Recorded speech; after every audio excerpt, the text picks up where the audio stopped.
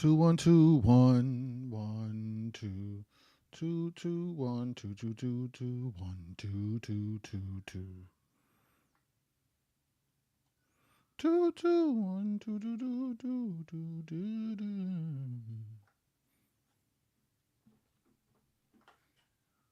Come on in. Come on in.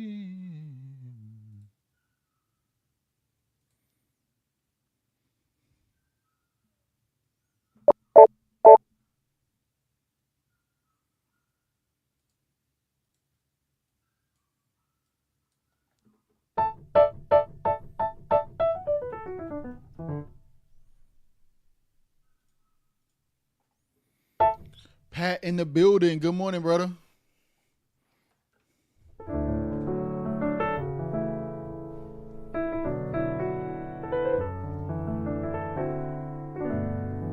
How you feeling, man?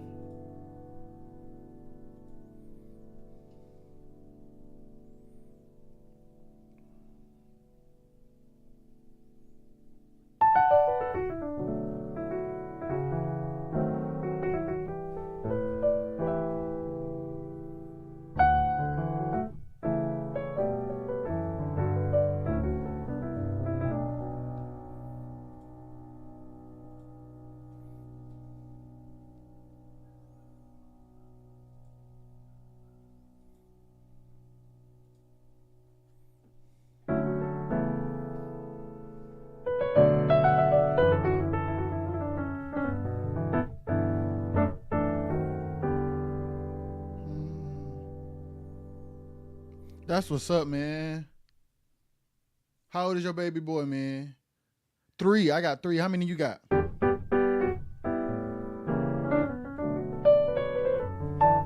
Kids are a joy, bro. When they not crying.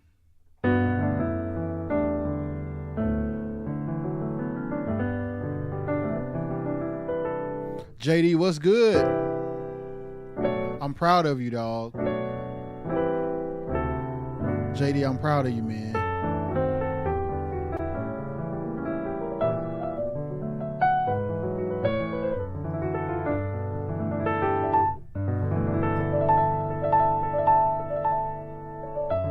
Tank, what up, brother? Boys in here today. 3, Bella. 8.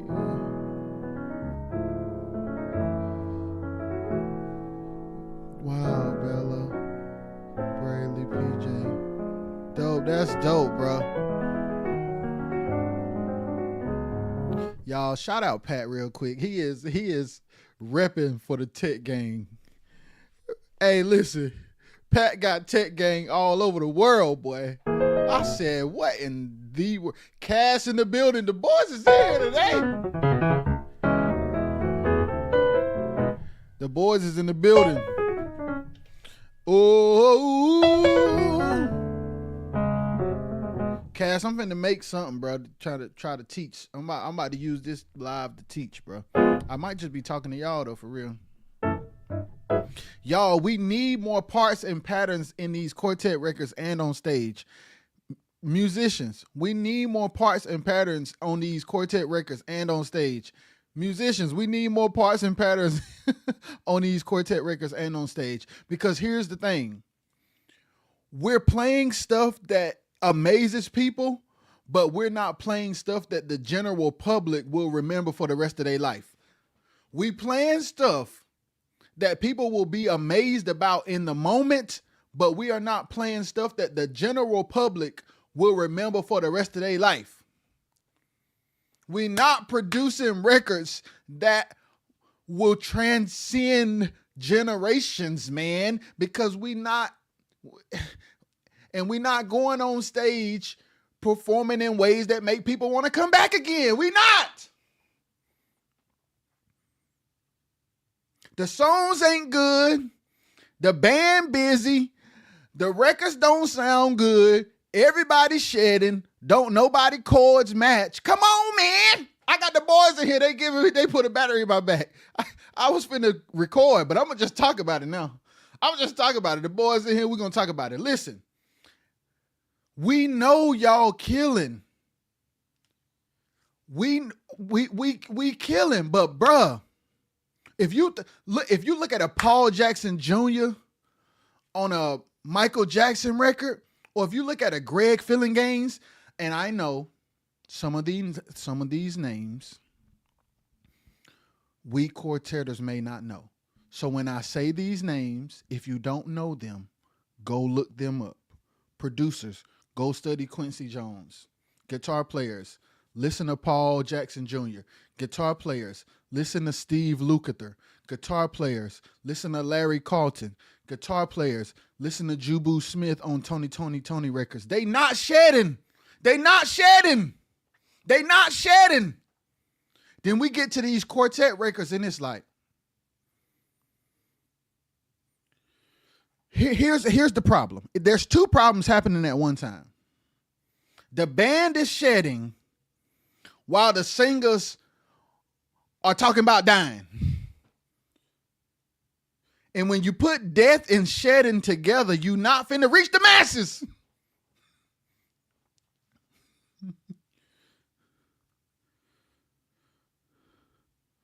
We so ready to get to heaven and we gonna shed all the way to the pearly gates. We is shedding all the way to the pearly gates, y'all. Please share this live. Musicians, producers, songwriters in quartet, please share this live. JD share it, Tank share it, Cass share it, Pat share it. The can is open. I don't know what the boys done did, but they got me hyped. JD, and here's the thing, bro. Hey, Robert Glasper said that social media is Jamar's in the building. We need all the boys. Robert Glasper said the same thing. He said, I'm getting tired. He said, when I open my feed and I look on social media, it's too much. It's too much. It's too much. It's too much. It's too much. And here's the thing. We not playing records. We playing our instrument. We not playing records. We playing our instrument. That's what's hurting us. That's what's hurting us. Okay. I think some of it is lack of rehearsal. Okay, let's see what Pat said. Pat said, I think some of it is lack of rehearsal though, and maybe there is no track that has been shared to everyone, so everybody winging it. And how often are we just filling in? Okay, let's talk about all of these things. I think some of it is lack of rehearsal though. Okay, Pat, it's definitely lack of rehearsal because most quartet groups don't make enough for their primary band to leave their hometown. So when they go into cities that are too far away from where they live, they have to get fill-ins. That's number one. Pat, you own the game. Now watch this. Follow me. Follow me. So if you don't have if rehearsals don't matter because you're not using your band, I understand even though it's tough, but here's where the problem comes in. JD, I'm finna break it down. The records should be produced in a way that all the fill-ins have to do is play the records. But guess what? Jokers is shedding on the record. Jokers is shedding on the record. So there are no parts to learn, Pat. So it's the producer and the arranger's responsibility to Pat's other point. Most people are recording from home and producers are just letting musicians do what they do. And you need to start having a conference call before you start triking. You need a conference call. You need references. You need demos. You don't just sit it and say, do your thing. And here's why you shouldn't do that. Because there are only a select few musicians that are experienced, have been trained. They are older than us. There are a couple of cats before me that I can think of right now that I can send them a track. And I don't have to tell them what to do or not to do. Rod, what up? I don't have to tell them. one person in mind. I'm not gonna say their name because I'm not gonna name drop because I don't want to seem like I'm name dropping. But there's one particular person that's very, very close to me. I'll say it like that. If I send him a track, he says, send me, listen, he's a guitar player. I'm about to put y'all on game. He's a guitar player. And when I send him a track, he always says, nephew, send me the main keys separate. Nephew, send me the main keys separate. Why is he asking for the main keys separate? Because he ain't finna make up his own chords. He gonna play the chords that's there. Devin, what's good? Candace, what's goody? Y'all, Candace been knowing me since I was a lad. Candace, I haven't seen you in a million years, and I hope you are doing good. I'll be seeing you online. What's goody? He always says, nephew, send me the track with the main keys as a separate stem.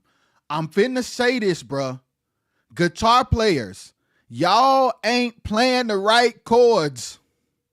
Guitar players, y'all are killing and y'all are Spanky Alfreding and Alton Hollison the fool out of these records, but y'all are not playing the god-daggone chords at all. Auxiliary players, y'all are not playing the right melodies at all. At all.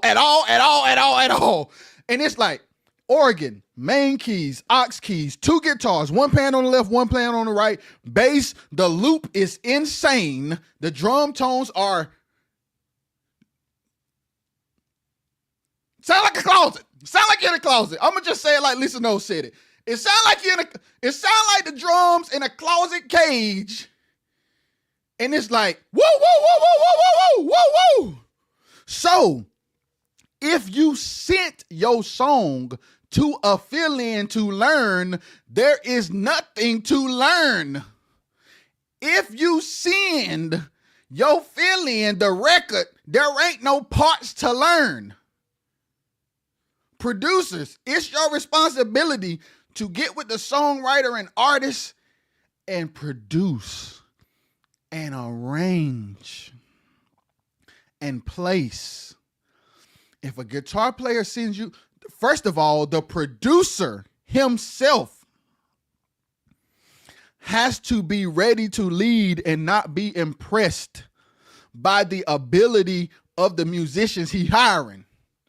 Again, the producer has to be able to lead and not be impressed by the musicians he hiring.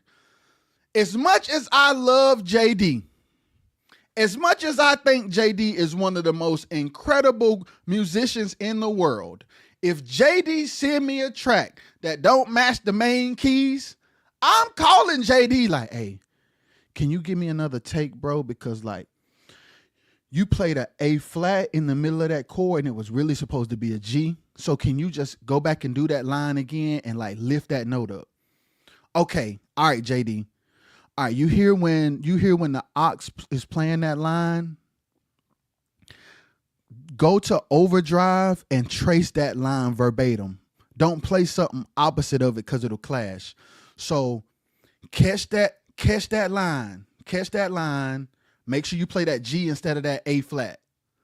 And then send me the track back.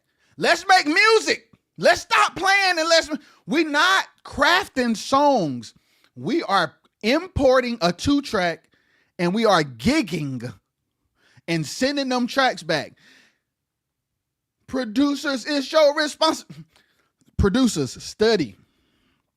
Aaron Lindsay, Mano Haynes, Daniel Witherspoon, Justin Savage. Let me say them again. Mano Haynes, Aaron Lindsay, Justin Savage, Daniel Witherspoon. Boy, you ain't shedding on their records. I need every musician and producer.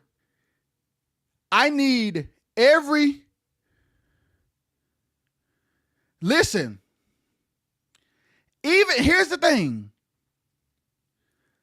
When I say Aaron Lindsay, I'm talking about the Marvin Sapp records. Go listen to them. I need every musician in here. I need every producer in here to go on YouTube and type in Andre Crouch live in LA. They got Mano on keys, Dario Edgecombe on organ, Ernest on aux, Tyrone on guitar, Tyrone Jackson on guitar, Rick Wofford on guitar, Maurice Fitzgerald on bass, Liddell Abrams on drums, Javier Solis on percussion, and Mo horns. They got all that, and ain't nobody ever in nobody way.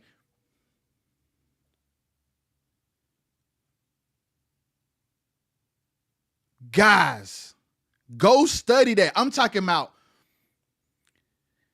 if Rick is playing rhythm, Tyrone is playing lead. If there's a line that need to be chased, Rick might play it low, Tyrone might play it high, or vice versa. If the aux is playing a line, if one person is tracing the bass, the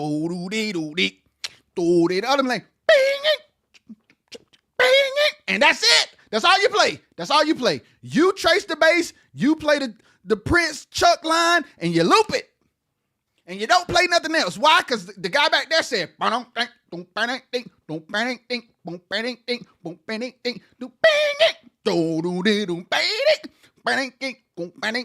hey, man.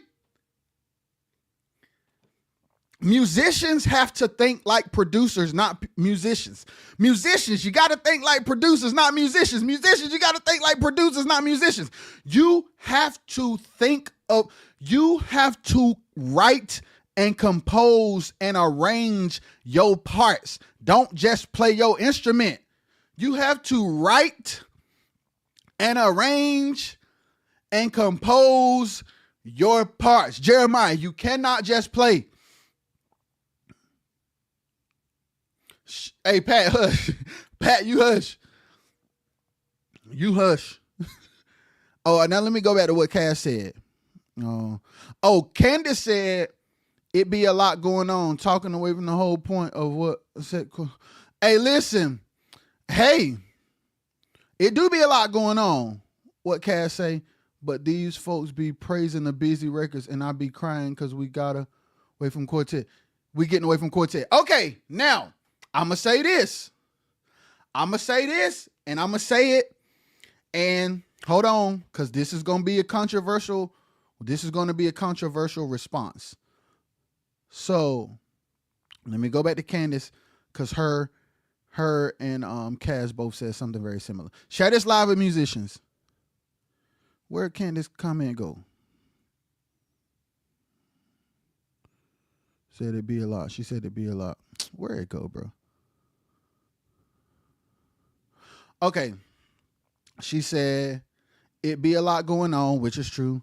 Taken away from the whole point of what sets Quartet aside from the rest. Okay. Boom. And then, but these folks be praising the busy records and I be crying because we getting away from Quartet. Here's the thing.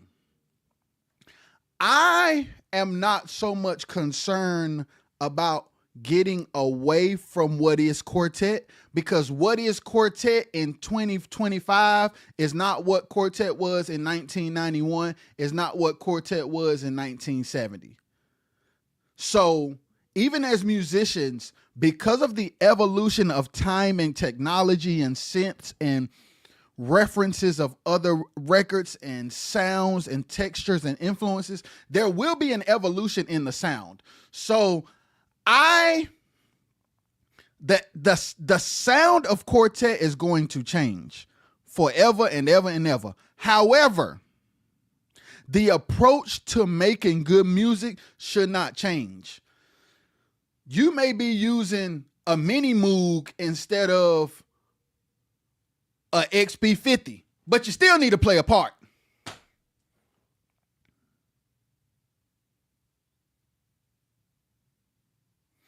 Hey, Cass said the Flight of the Bumblebee. I ain't gonna lie. I'm gonna be honest. Cass, I'm a fan of Flight of the Bumblebee done the right way one time in the song. If you got one Flight of the Bumblebee part that is so melodic and it goes from one part to another and everybody playing their parts and the chords match and the guitar and the synth line is the same line and the chord progression matches the tritones of the bass and the drums is setting it up right, give me Flight of the Bumblebee.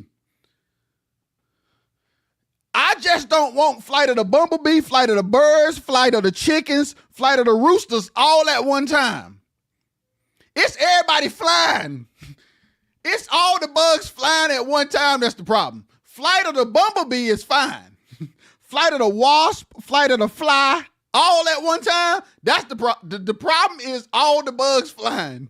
All the bugs flying is the problem.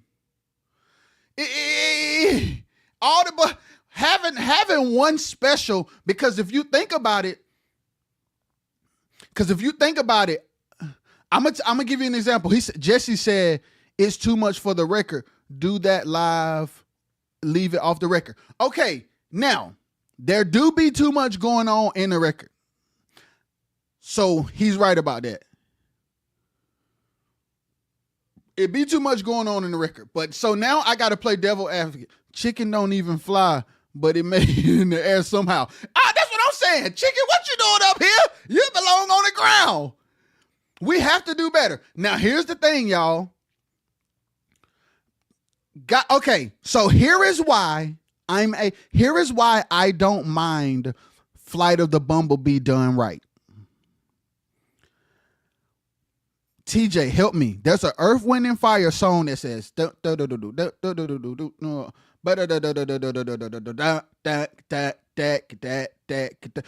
to get you into my. I wish I could play it without getting flagged. That intro is Flight of the Bumblebee, but it leads into a song. My problem is not lines. My problem is not intricacies. The problem is not that the problem is there's too much of it everywhere and it's not intentional. It's not intentional. It's not intentional. It's not intentional. It's not intentional. The guitar chords, it's better to play rhythm guitar than lead guitar if you got synthesizers. Pick a chord progression and pick a rhythm syncopation to play it in. Don't play lead guitar single note shedding and you have auxiliary keys on the track. Please share this live. Please share this live.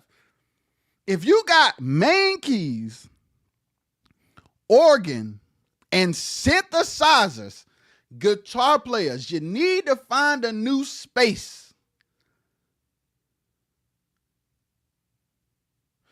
Cass, it's the every 5 seconds that's insane. It's the every 5 seconds that's insane, bro. It's insane. And here's the thing. This is what I want us to do. And I mean this from the bottom of my heart. Ask yourself why you're doing it. When you go to, if you are MD and you go to produce or arrange a song and you OD in every 5 seconds you can get, I want you to ask yourself why. Why? It's like, what am I doing this for?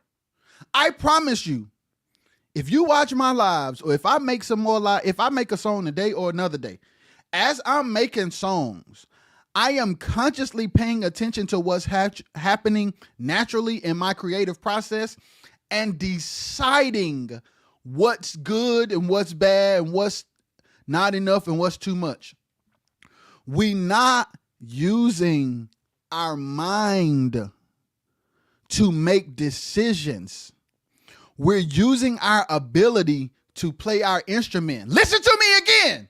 We're not using our mind to make decisions. We're using our ability to play our instrument. That's where we're losing because we just playing our instrument. We are not making decisions to further the song, bruh. We're not making decisions. And it's like, could it be that it's a reflection of our lifestyle? Boy, you don't make good decisions at home. You definitely ain't gonna make good decisions on this song. Decisions? I do what I want. I come and I go as I please. I say what I want when I want. I do what I feel, and whoever don't like it, oh well. And that's exactly how you playing these songs. That's exactly how you playing these songs. You playing them songs with that same brain. You playing them songs with that same brain. Are you so insecure that everybody on the wall resharing your post is more important than you getting to another level? What is you doing? What is you doing? You shedding. Stop shedding. We know you can play. You on stage. So you already, clearly you're qualified. If you on stage, you're qualified. This is not an audition. You already got the gig. Fill in or not. If you on stage, you are already qualified. You have nothing to prove. If I called you to do the record, you made the cut. You made the cut, man. I called you. Listen, we are playing our individual instruments to the detriment of the whole. The jokers on the wall gonna keep you broke. Yes, they ain't paid for not one ticket. They either playing for another group or snuck in the goddamn back door. Why is you playing for them? And then you like, God, I want more. I'm tired of quartet. Boy, you can't play a pattern to save your life. You can't play for Janet Jackson. If you listen to Control album, Jimmy Jam and Terry Lewis ain't nothing but parts and patterns. You think you gonna take Errol Cooney place? Is you out your mind? You think you finna take Errol Cooney space when you is Spanky Alfreding your life away when you should be playing one lick? Guys, we losing. I'm watching these videos like the auxiliary player just turned his horns on. They playing a 5 and he just went to a chord, and then the guitar player playing a different chord. And then I'll give y'all an example. If you like, I heard this online. I heard this. This is an example. I don't know what key it was in. It was like, I heard this.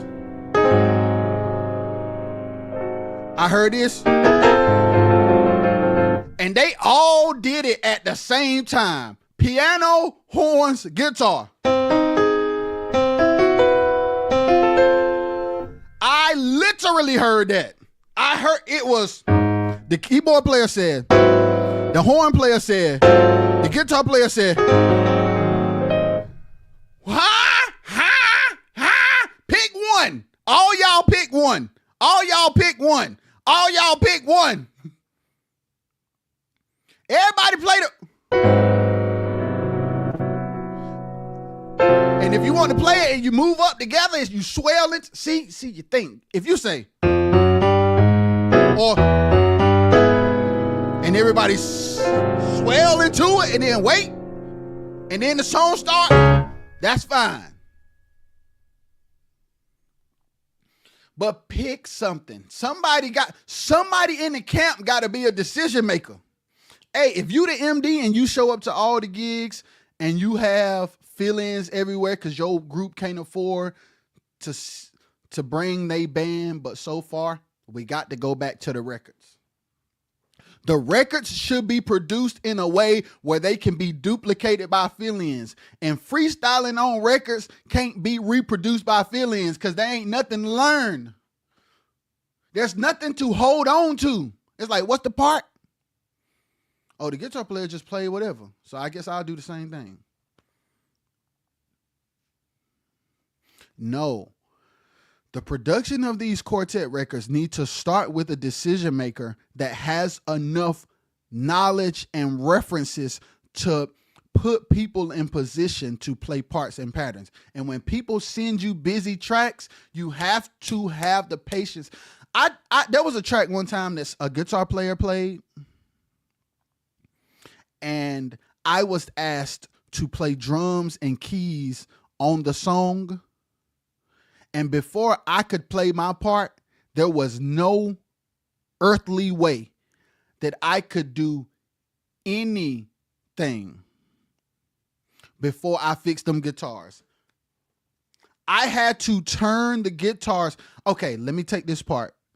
I took one thing the guitar player played in the vamp and copied and pasted as a pattern. I took one lick that was played in the second verse and put it in the first verse and made that a line for the first verses. I did that because the guitar player just played the guitar. I had to have a composer's mind. You have to have a composer's mind as a producer, as an arranger. First of all musicians who want to do sessions and want to do high caliber gigs should think like arrangers and should think like producers and composers in the first place. All right, my guitar needs to tell a story. So I'm going to play over. Do you know the difference between overdrive and distortion? First of all lines shouldn't be played with fuzz boxes. Sometimes you just need a little dirt. Not a lot of dirt, just a little dirt. Aux players, you need to know the chords so that when you get ready to do a line or make up a line, you know the notes in the chord, man. And here's the thing. If this thought process was a part of the production phase, even when you have fill-ins, all you would have to tell them to do is learn the record. But if you tell people to learn the records we got right now, it's literally freestyling. So live is a reflection of the record. The record is freestyling. The gig is freestyling. The fill-ins are freestyling. Everything freestyling. While not talking about jack in the lyrics. I'm sorry. Rearranging a public domain song with Flight of the Bugs all over the place, that's not innovative. Let me repeat. Rearranging a public domain song with Flight of the Bugs all over the place is not innovative. That's not innovative. Yeah, we're going to kill them with this, boy. They already know this song. All we got to do is throw a bunch of breaks in there. Boy, there ain't nothing innovative about that. It may get you a good house busted, but it ain't finna. Radio, more money. Huh?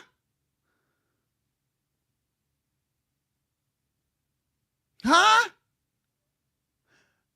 Huh? Mixing Weather Report with Jesus is on the Main Line is not innovative.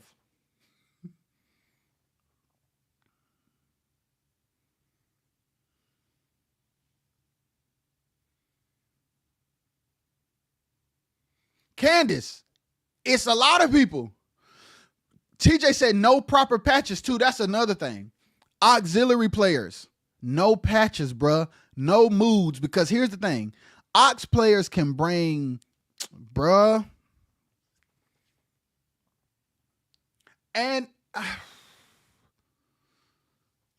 Sierra, what's good? I have to say, like, I ain't gonna lie. I may have, and y'all tell me if I'm wrong, because a lot of y'all are, some of y'all are older than me. Candace, you can tell me. I'm not saying this to toot a horn or to be arrogant or nothing. I gotta preface this because people be, I'm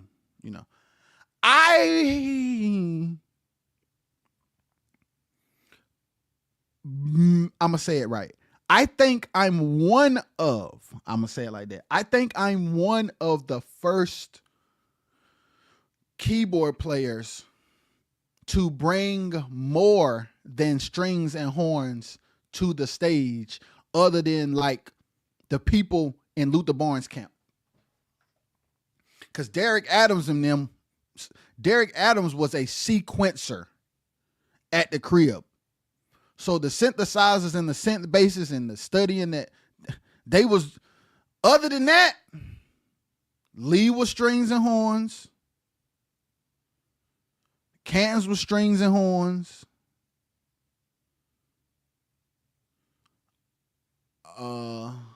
Who else? Everybody was strings and horns. So when I came with that Phantom X6, they was like, who is this kid? Dari, what's goody? Wow, Candace said you took that to another level. See, Candace, you were there. There's a lot of people that don't know, but Candace, you were there. But it's like now that we've started to hear records where like, it's like, bro, I'll give you an example. Y'all tell me this because I forgot his name. What's the guy's name who passed away? Jarvis, what's good? Who used to do a lot of Kirk Franklin's record, and he like put Mini Moog on a lot of Kirk Franklin's record. Because I'm about to explain y'all where I got auxiliary from, so that y'all can understand. Like, don't just listen to me and then just go shed on top of that. Don't do that. So I got to tell y'all about Bobby Sparks. I got to tell y'all about Paris Bowens. I got to tell y'all about Sean freaking Martin. Yes. Vincent, what's goody? I got to text you back. I was sick when you wanted me to help you with the stuff, bro. And I ain't never hit you since then. Sean Martin, Paris Bowens. Please go look these people up, y'all. Bobby Sparks. Please go look these people up. Please, please, please, please, please. Even when y'all look at Snarky Puppy records, even though they are instrumental band, them auxiliary players is playing parts until it's time to solo. It's parts until it's time to solo. Not soloing from intro to ending. So here's the thing. The shedding is so bad that the breaks and specials and outros are not significant anymore. Monte, Nooble. Justin Rufus, what's goody, bro? The shedding is so insane that the intros and breaks and outros are not significant. Yet, okay, Candace said like unison and harmony. That's another thing I want to say. I said it before, but I'm going to say it again because Candace brought it up. Sometimes guitar players, when you turn on your overdrive, you and the auxiliary player should be playing the same line.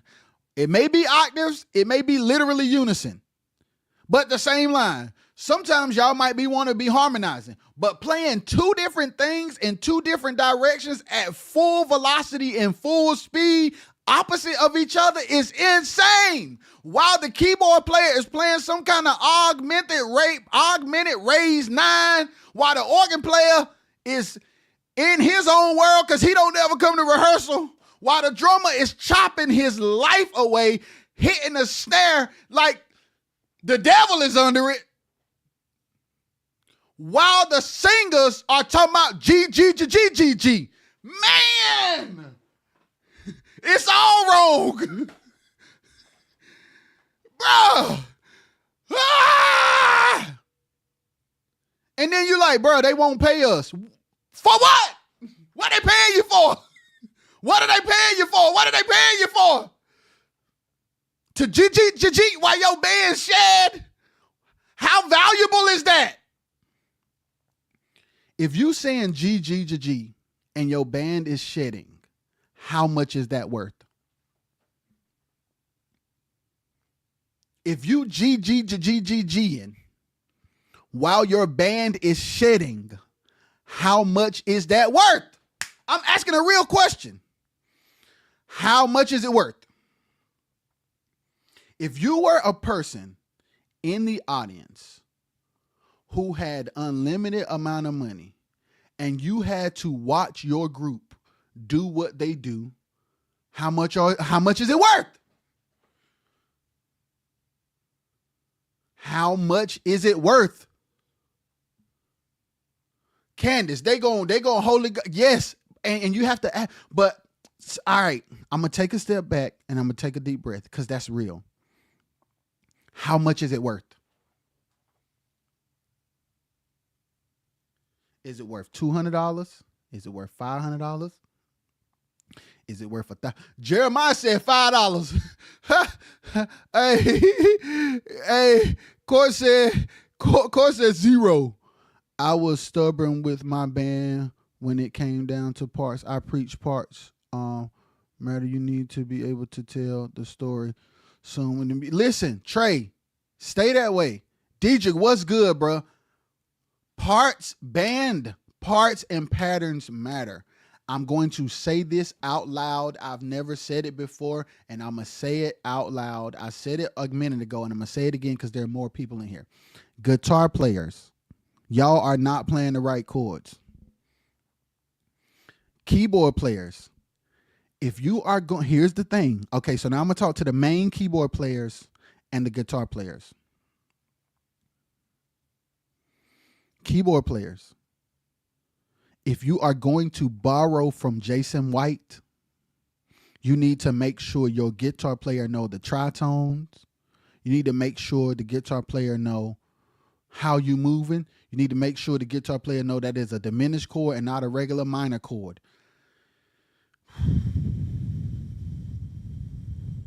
Y'all playing two different chords, and it's them two different chords. Guitar players, just because you playing A6 don't mean it's the right 6. Okay, again, if I say, if a keyboard player says that's, and guitar players be like,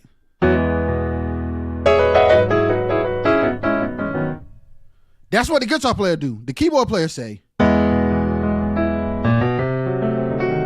and the guitar player say,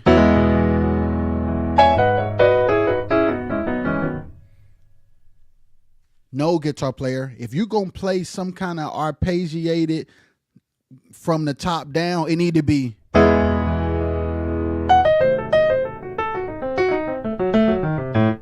It don't need to be. Now, keyboard player, if the guitar player say, and you like that, you need to change your chord too. And let him do. But one of you got to change it. One of y'all got to change it right now. One of y'all need to change it right now.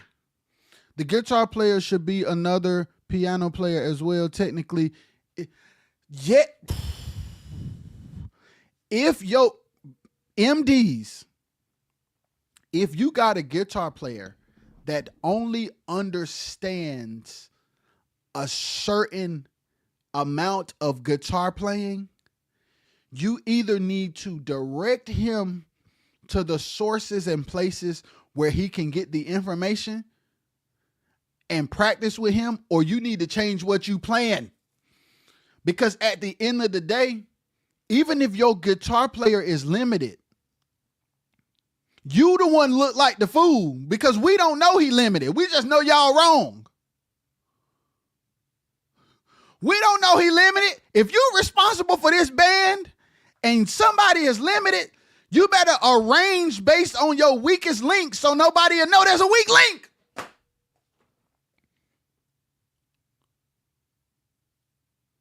We have to understand that the band is only there to back up the vocalist. Yes, the band, we side men. When did we become feature artists? Haywood, hey, when did we not feature artists, bruh? You is not Larry Carlton. You is not George Benson. You not the front man. A band is only as strong as their weakest link. MD, if you have a weak link, you have to arrange with your weak link in mind so that the world doesn't know that nobody weak. I was playing with Doc one time, and for a season, listen, dynamics and volume is. So let me say this, and let me get back to dynamics and volume. One time, I was playing with Doc, and for a season, we had a certain person playing with us. And that person was not sweet. But after we got through rehearsing and making the accommodations for their weakness, you would have thought they were the best thing since sliced bread, because we brought the arrangement to their strengths and then rehearsed the dog devil out of it. Because at the end of the day, if he ain't sweet and we leave him hanging, we all wrong. Do you understand? You're not loking out the weak person. You making all y'all look stupid because somebody wrong. If somebody need to change something, red nah. Y'all need to get in rehearsal and you need to play a different chord, because if the guitar player, first of all, guitar players learn the chords. Keyboard players, stop for a minute and say, hey, let me hear your chord. Organ, let me hear your chord. Guitar, let me hear your chord. One of y'all wrong. Plate. Let me see. Take that out. That's wrong. If we saying,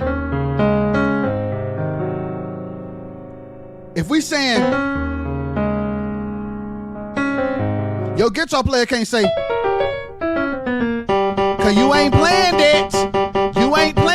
You playing this. Now, if you like that and you say, okay, now let's flip it. So we're going to say, fine.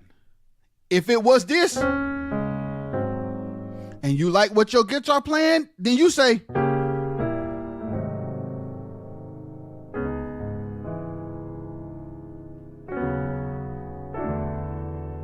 okay.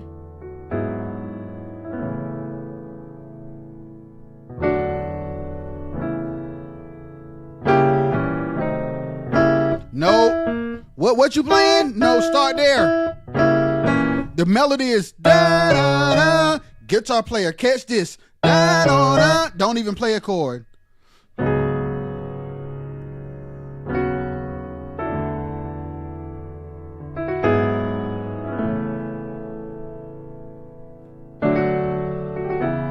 Da da da. That's all you play. Bell, auxiliary, you play that on the goddamn bell. You got me? Organ, let me hear you. Organ. If the chord is,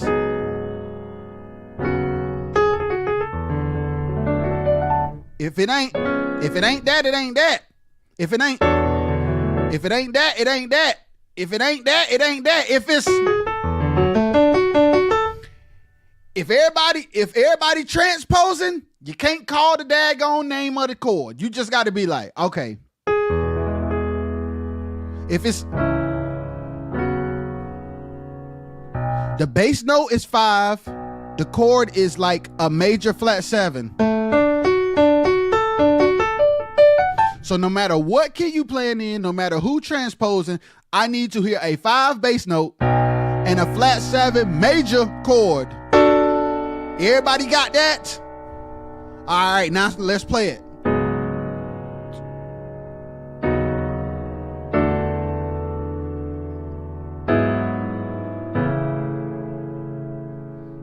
I need to hear that flat 7 and that 4, then I need to hear the line.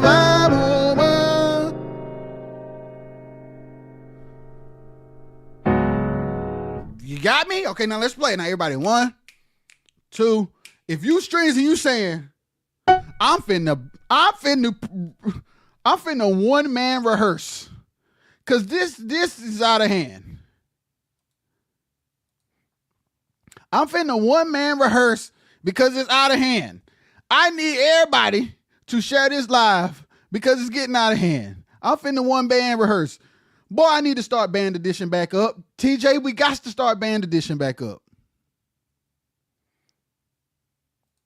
We got to start band edition back up, TJ. Band edition was a series that I did at my church where I had musicians come in to go through the process of playing songs and parts, and it was insane. Then I had people that came in that now play for Doc which is insane that they came. They literally spent their money to come, and now they play with Doc. So if the string is, so y'all heard the piano line I played. So if the string should be.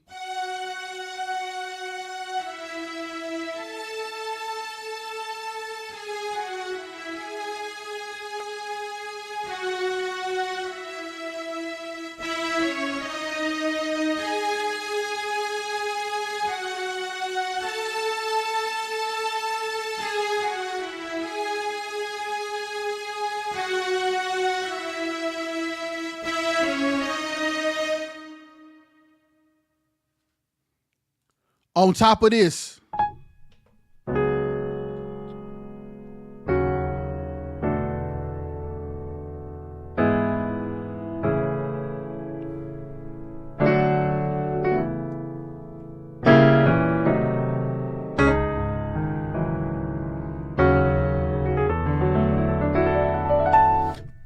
keyboard player, if you gonna flex, I need you to flex the goddamn chord.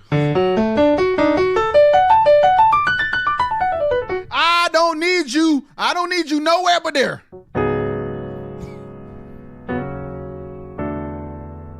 Cause here's the thing. I'm playing it. Listen, that flat 7 chord on with that 1. That's different. If you gonna play, okay, if you gonna pass. Okay, guitar player. Let me stop you, guitar player. So I'm going to use numbers. If 1, guitar player, the tritone is a flat 7 note. The chord is a 3, a 6, and a 2. Go down a half step to make that pass. Guitar player, let me hear you. It's not no guitar. It's not. No, it's. Let me hear it. You got that note? You got the 3, you got the 6, you got the 2. Go down half, come up 1. Tritone is a 6 to a flat 7. It's not.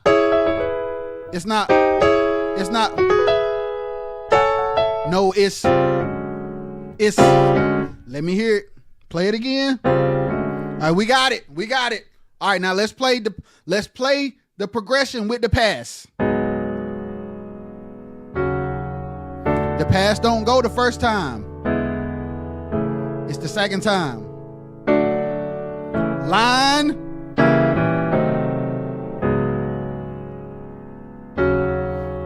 Pass. Flat 7 to 4 again. Don't forget. Line. That's how you rehearse. And you put that on the record. And you call the guitar player and say, hey man, play that pass. String, play that line. And then when you seeing that, when you got fill-ins and you email them the song or tell them to listen to the Apple Music link, they got something to play. They got something to play. And play it consistently, yes.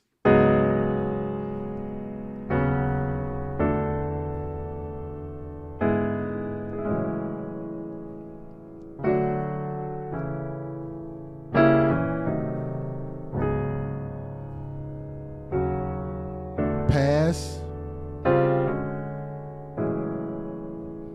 Now, I'm gonna give y'all another thing. I'm gonna show y'all. If you say if the MD was like, okay, you got melody, you say, you can pass, you can play another pass, but everybody need to know. Okay, so the first time is flat 7 to 4. The second time, same melody, 6 to 2. Same melody, but it's not flat 7 to 4. It's 6 to 2. This is flat 7 to 4. This is 6 to 2. Same melody. Flat 7 to 4. 6 to 2. All right, now play the whole phrase.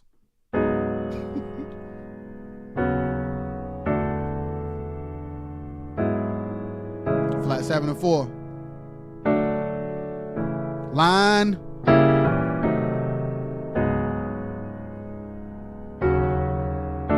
Pass. 6 to 2. That's the vamp. Woo. Now everybody see I played the wrong chord. I played the wrong melody. Get back, Satan. It's always. It's not when I feel like it. It's so if we run in the vamp, 1, 2, vamp. And drummer, if it's ding, ding, rim. If you on a ride, don't play the goddamn bell. Just play. Don't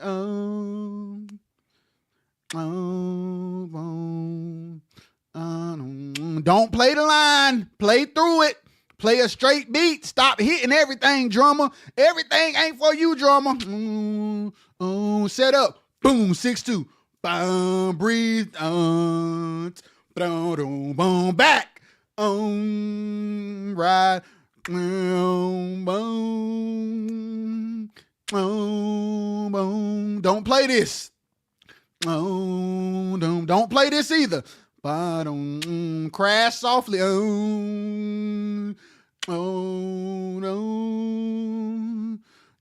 set up the 6-2. Boom, boom. Boom, back. Now add the snare. And don't wail on it.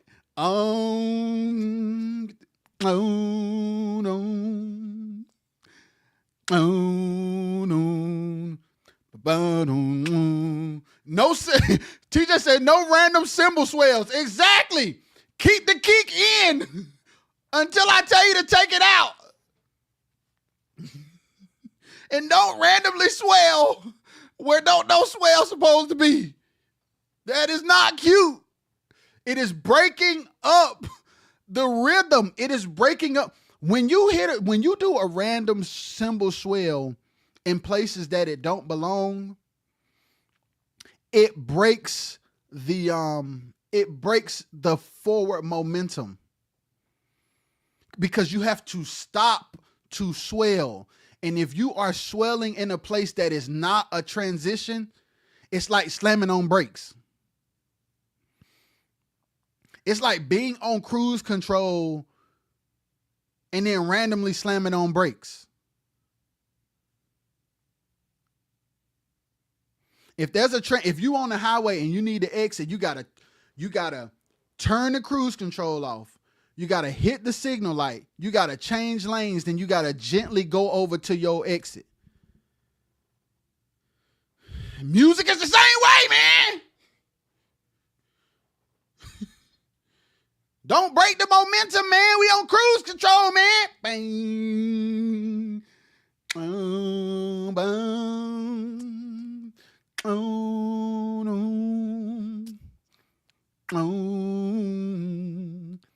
Ba-dum. Bang. Oh, bang. Yo, and then all of a sudden, with everybody, if the I don't went to the wrong key. Now, if the guitar player saying,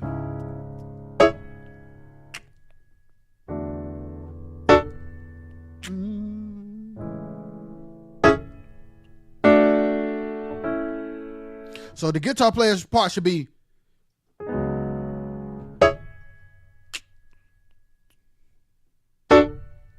with the vintage Motown reverb on it, man. The kind of reverb that sound like if you knock into your amp, you're going to make it sound like a thunderstorm. I need that type of reverb. And I need you to play. Oh, no. Oh, no. Now turn on your overdrive. I don't know. Turn it off back. Oh, no. Remember? Line. Now play that over and over and watch the lady on the front row, man. Watch what happens with the lady on the front row if you just play your line, bruh. If you play your part and play your pattern, oh my God, the effect of your plan will be so much more respected.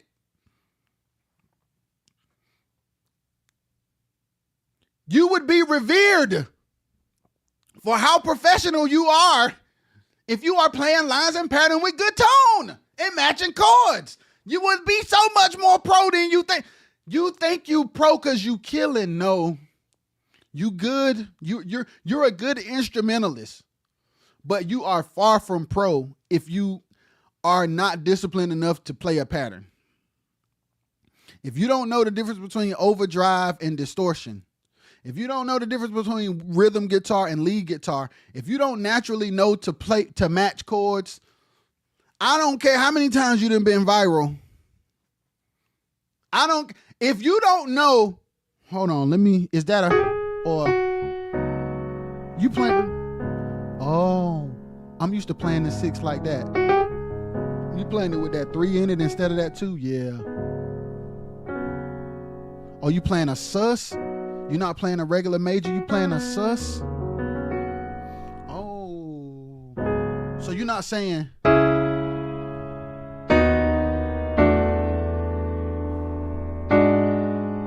Oh, that's what my quartet brain is used to.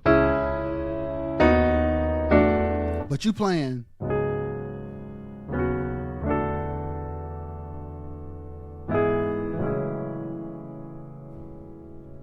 Then you going back traditional. Then you playing the diminished. Playing the sus. Yeah. The flat 7. Then the pass. 6-2. Now we playing the 6 you're used to. 2. Okay. So you're not playing... No, man. You ain't heard me play that not one time. What is you doing? Get your hand off that flat 5. Bop, bop, bop. You ain't heard me play that. I don't care how good you feel. You ain't heard it.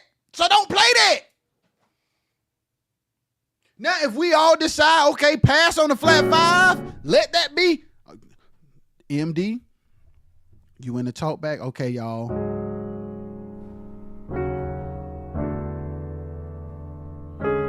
The second time, instead of that 1, we're going to play the flat 5. Okay. Okay.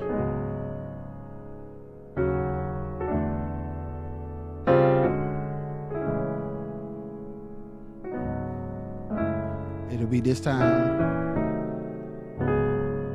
Play it right here. Play the flat 5 right here. Flat 5 right here. I played the wrong chord. See, I would stop rehearsal for that. Play the flat 5 here. Everybody know the flat 5 coming? Yes. You know the flat 5 coming? Yes. We switching chords. All right. Instead of the 1, play the flat 5. Play the flat 5 here. Or if the chord is, I might say, play that 6 major with that flat 5. Because this is the 6. If you turn that 6 into major and you play that flat 5, so guitar player, I need you to not play this. I need you to play that major.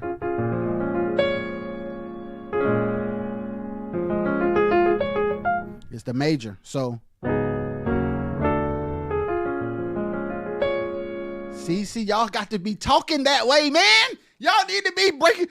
Producers, arrangers, guitar players, aux players, you need to know.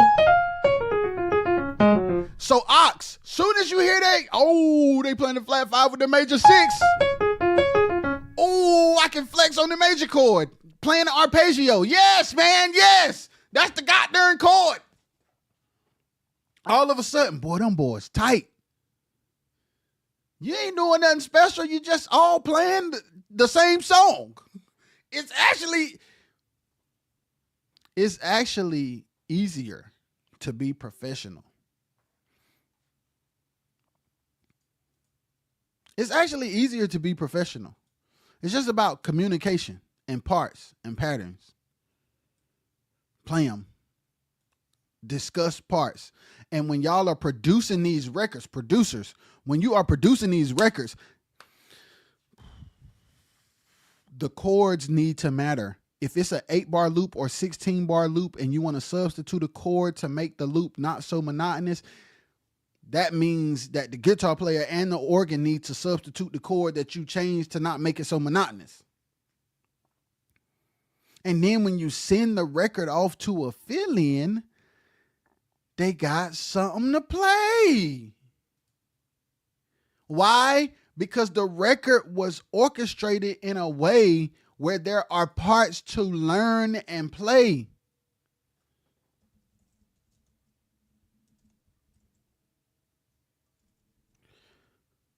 Your ability to shred through a song is not what makes you professional. Restraint, discipline and restraint is way more professional than showing how good you can play. Discipline and restraint is way more professional than showing how good you can play. Is it realistic for the producer to direct, or is it expected for the musicians to know? Good job. It is realistic for the producer to direct, Pat. It is the producer's job to direct. It is the producer's job to communicate with the session musicians any specific details, any references that they need to listen to, any tones that he's already heard that's in the vein, any specials that need to be caught, any lines that need to be traced, any approaches that need to be taken. The producer should be communicating that. And if the musicians don't know, they're going to learn from that process. And it is the musician's responsibility to be well studied and well versed in so many genres that they have a reference for an approach to take when they hear a certain style song. You should be able to hear a song and say, okay, I'm gonna get in that Steve Lukather bag here. Okay, I'm gonna get in my Prince bag here. Okay, I'm gonna get in my Paul Jackson Jr. bag here. Okay, I hear that. I'm gonna get in my Tyrone Jackson bag here. Okay, this a quartet song, but it got like a contemporary choir feel from like the early 2000s, late 90s. I'm gonna bring a Jonathan Dubose approach here. I'm gonna make sure I know these. I'm gonna ask the MD to send me the daggone main keyboard separate so that I can hear the proper voicings, so that if I'm tracing a line or playing a chord, I'm playing the right thing.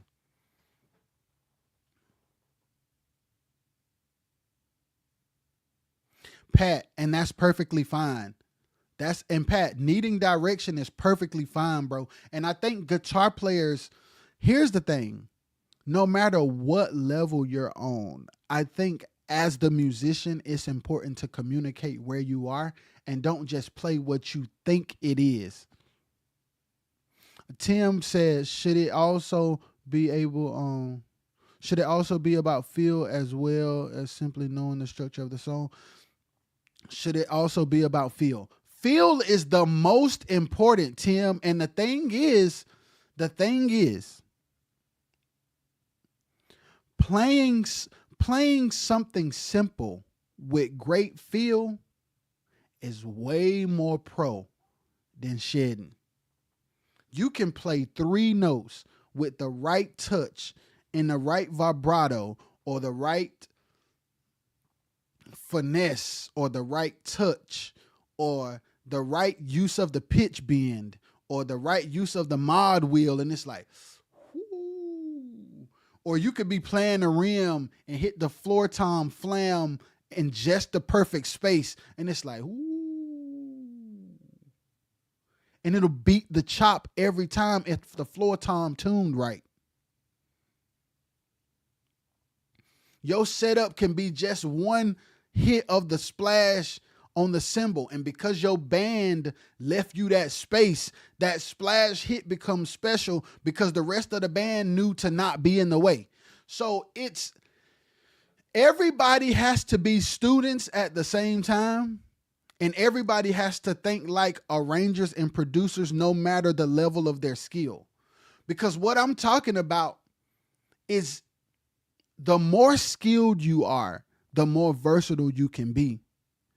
But even when you are not, even if you're not a virtuoso, you can create arrangements and parts that are everlasting impactful, even if you're dealing with somebody in your band that ain't necessarily elitely skilled.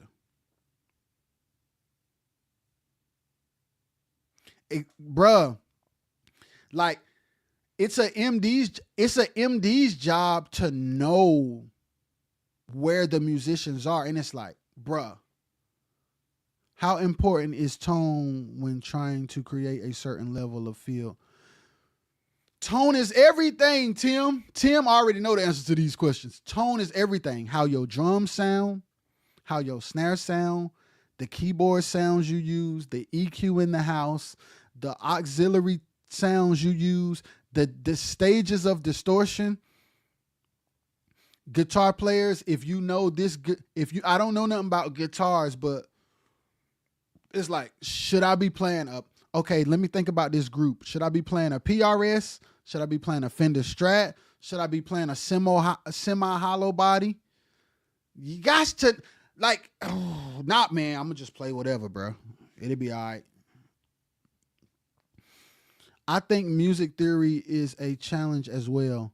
Some guys can play but can't name it. I admire guys that can just play, but knowing theory goes a long way for everyone. I'm going to be honest, Pat. People who know theory and know how to name it, I admire so much because I don't know theory and I don't know how to name it. So I respect people who like my bro Steve Pender. Him like, and other people like Demetrius McCrae, they know what they playing. Like Reverend Daltrich bought Demetrius McCrae a chord encyclopedia, so he know the name of every chord he playing. I just know if it sound right or don't. It don't fit. It don't fit. Now, D, tell me the name. Tell me what I'm playing, D. I know how it sound because I study records. And then my homies like TJ, they know what I'm playing. TJ said, learn how to tone to the room. Getting around the musicians and people to help you develop your ear will help, bro. Just keep working on it. Exactly, Pat. Like, Pat, it's just about studying. And it's about, first of all, how bad do you want it and what level are you trying to get to? Number one. And number two, what are you studying? You can't study records that perpetuate the problem. You can't study records that are going to reinforce the issues. You have to study records that are going to get you out of the problem. Like if you listen to Memphis 1, Dwayne Watkins' guitar playing is parts. When you listen to Mississippi Po' Boy, and I ain't gonna lie, I've watched guitar players play for the Cans and not play Mississippi Po' Boy guitar parts. And I'd be like, you're lame.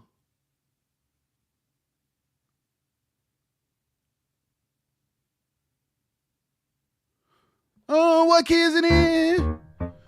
Y'all, what key is Po' Boy in? DJ, what up?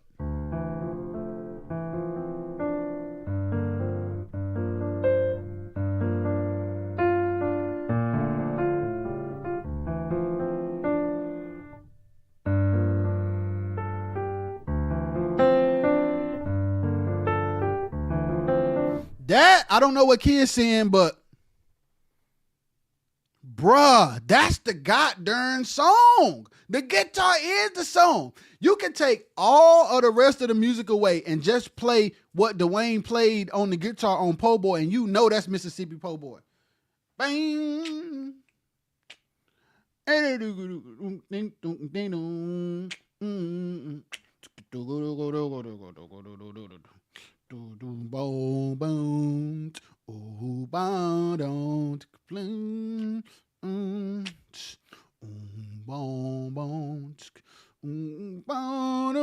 Right. That's the song. And then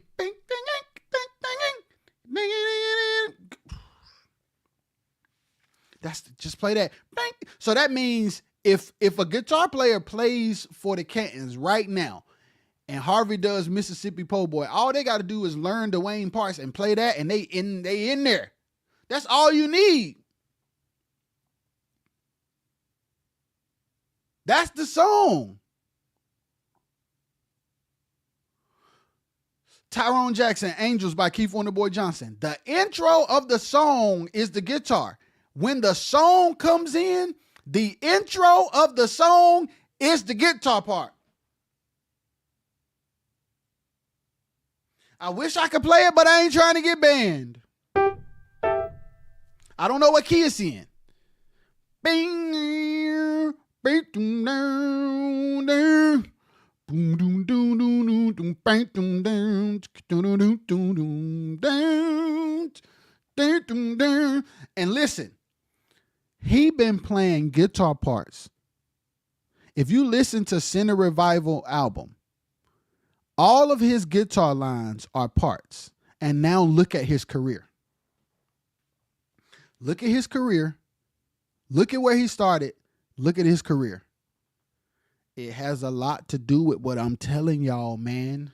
Where y'all think I get this stuff from? Where y'all think I get it from?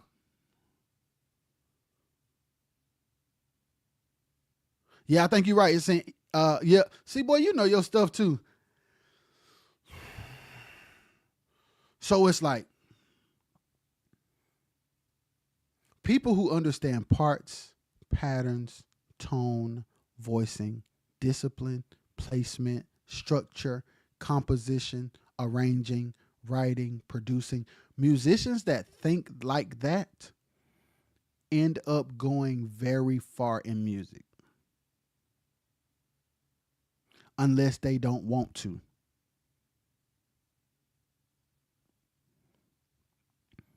But what you can't do is go to God about where you are not while not studying.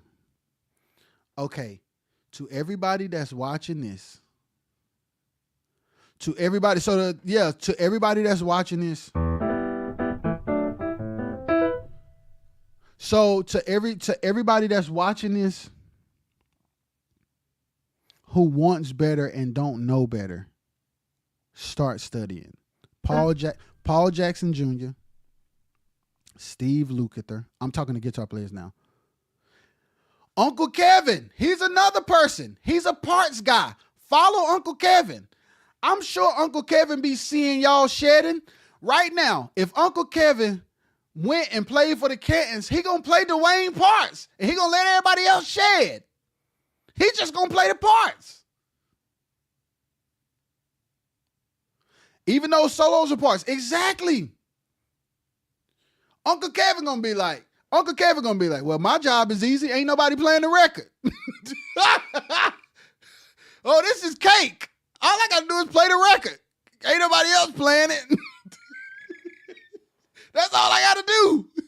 It's crazy how I'm up here playing for the group and the group guitar players ain't playing the guitar parts. My job is easy. I just play the record. That's insane to me. That's insane to me. It's like we want to be known for what we're capable of and not, I play for the artists, not the musicians. Uncle Kevin is in the building. We have a habit of playing for the musicians, and then we go to God disappointed that we're not on another level. Could it be that your stewardship on the level you're on is what's hindering you from another level? Parts, patterns, tone, placement, intentionality.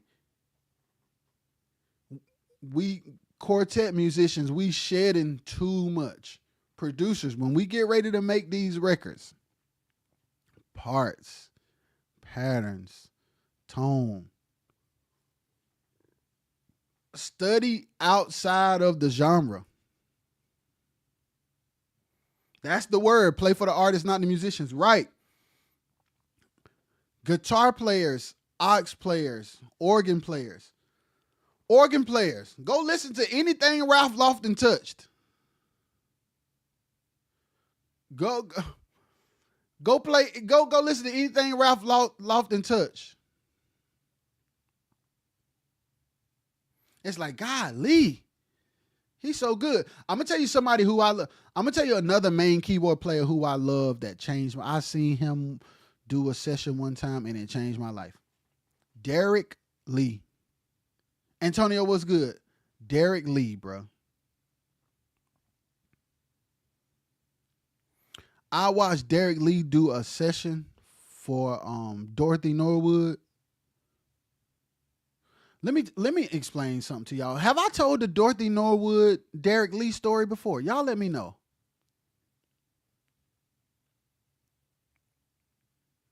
Have I ever told that story? Chandler said Kevin Wilson on the Country Boy Goes Home 2 Willie Neal Johnson album was playing cold licks back. Listen. And he playing parts. Uncle Kevin gonna give you tone and parts, buddy. And I'm gonna tell you another thing. Uncle Kevin know them keyboard chords, man. He know them augments and them tritones and them diminished. He know them keyboard chords, boy. He know them. Because a lot of guitar players, they be playing in a box, and I don't know how to explain it. Unc, you can help me because you're a guitar player. But there's a certain box that guitar players play in. And the keyboard players, when they go outside of that box, I don't think the guitar players know the language to go outside with them. So that's why y'all got to sit in rehearsal and like, keyboard players, if you gonna go out like that, you got to show the guitar player how to get out the box as well. You got to show them. The old heads will say, play the record and all will be good. I study. Uncle Kevin is a guitar player. He said, I study keyboard players. See what I'm saying, bro? Study is a cuss word to the study. Uncle Kevin, what you mean study? Uncle Kevin said, I stuck.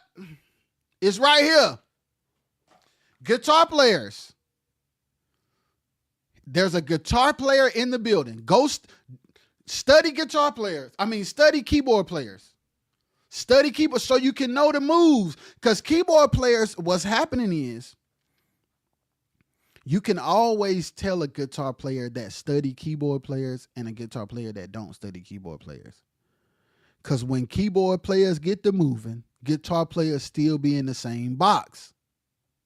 You guys to know, like somebody like Dario Edgecombe, you got to study. You got to know, like, oh, he moving.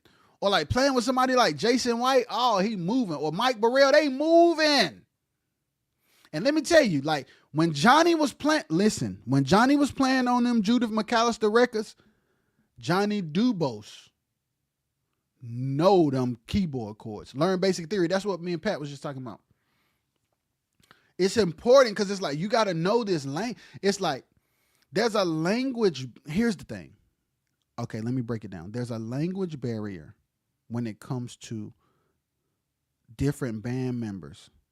There's a musical language barrier. And instead of getting to a place where we meet, where everybody can comprehend, everybody just play what they know on whatever level it's on at whatever frequency or speed or pace that they feel like playing, and we put that all together and call it a song. That's not a song. That's not no song, man. That's just you playing and you playing and you playing at the same time. That ain't no song, man. That's just a bunch of musicians playing at the same time. It's music, but it ain't good music.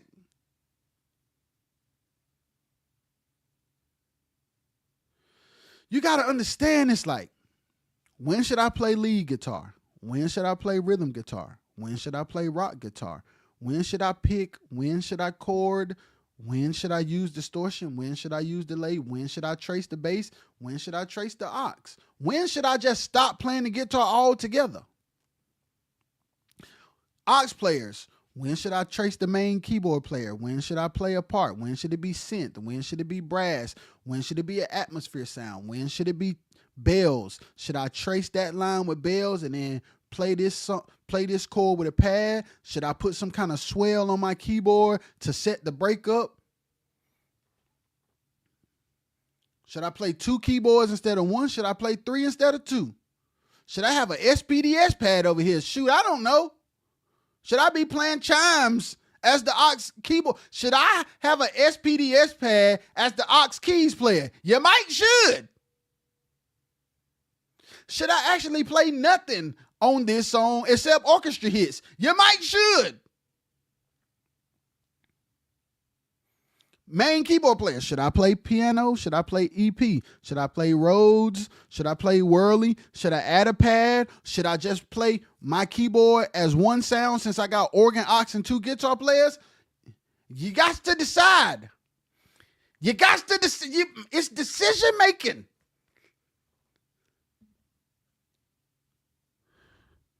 Professionalism is decision making. Not skill is important to get into the room. Decision making is what make you a pro. Good decision making is what makes you an elite pro. You need skill to be considered. You need David Jackson. Woo! Is David Jackson a piano player, Unc? Oh, I'm going to tell y'all what to study. I need all musicians to go study. I'm giving all the Jews. Go study quiet time players. It's the Baker Boys. I think it's Derek Jackson. It's the Baker Boys, Derek Jackson, Ralph Lofton, and Johnny Dubose. Go study the quiet time players. Derek Jackson, Ralph Lofton, Terry and Simeon, Johnny Dubose. Oh my God. The quiet time players. I need all musicians to go on Apple Music. The quiet time players. Derek Jackson, Ralph Lofton, Terry and Simeon, Jonathan Dubose. I'm right about that, ain't I?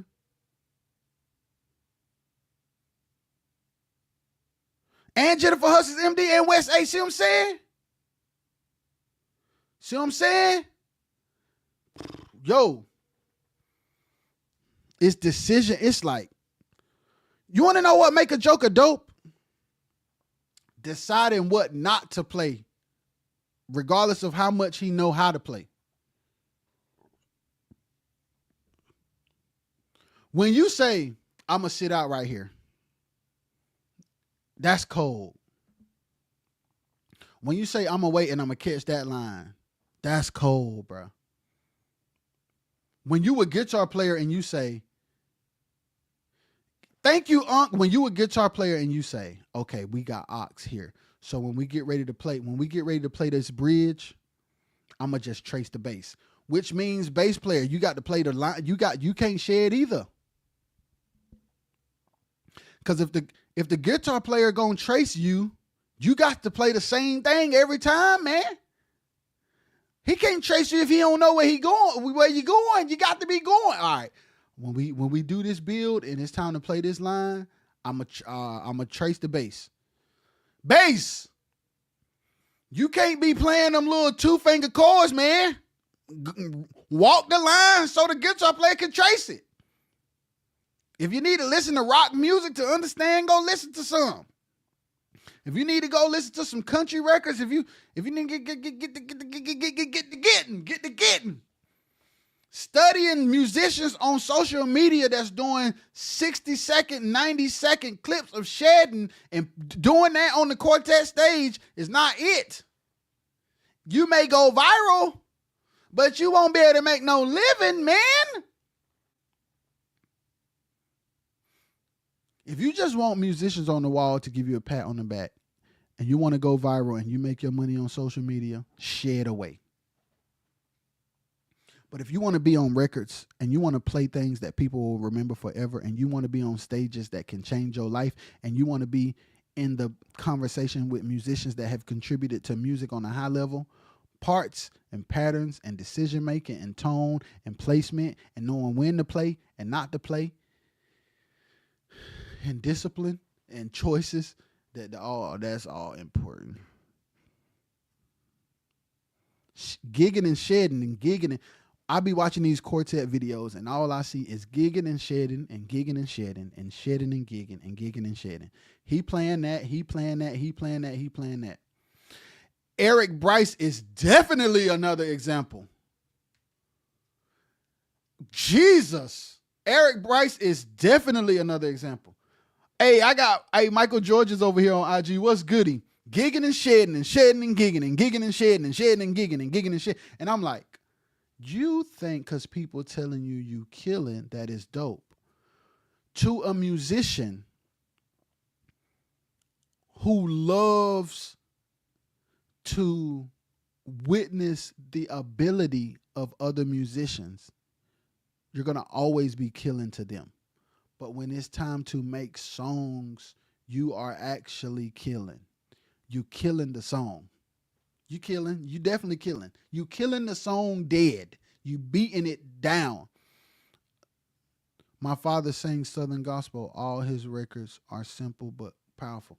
Southern gospel, that's another genre to study. Like, the Gaither family and daggone the Crab family. Boy, them records is good, boy. I got to get the podcast back going. I do. The biggest records are simple. Uncle Kevin is in the building. Uncle Kevin, number one, is a very well-known guitar player. Done played for all of your favorite quartet artists. He's done more than quartet. And the crazy thing, and he started the International Musician Summit, which is insane. I was at the very first one. Uncle Kevin is making follow Uncle Kevin because he just did. I seen when Uncle Kevin did this video playing to Doc McKenzie's Other Shore, and he was playing the guitar lick, and I'm like, bro, that's good, bro. He was playing a pattern. Patterns pay. Shed and don't. This the musician's pod. We'll talk about the singing later, and we'll talk about the hollering and the GGG. I mentioned it, but patterns pay. Patterns pay, bro. We have to get to a level of maturity in quartet, and the way to do that is to study. We need to study records, not social media clips.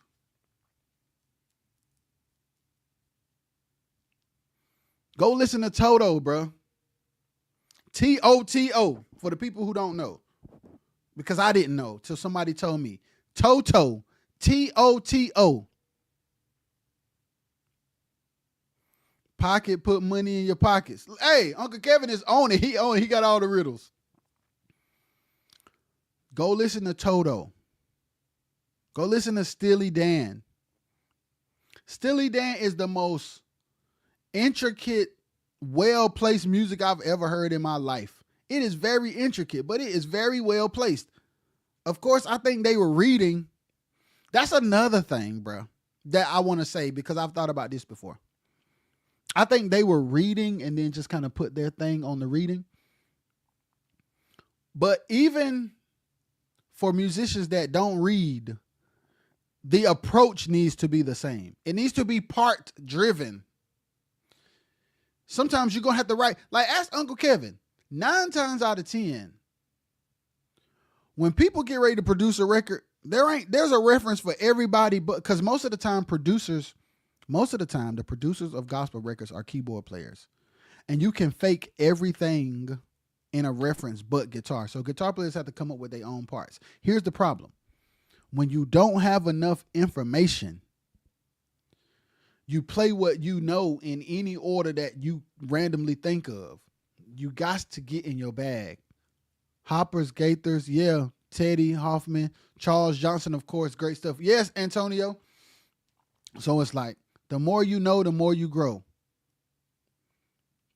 You need information. We need, at this point, we need to know how to use what we have.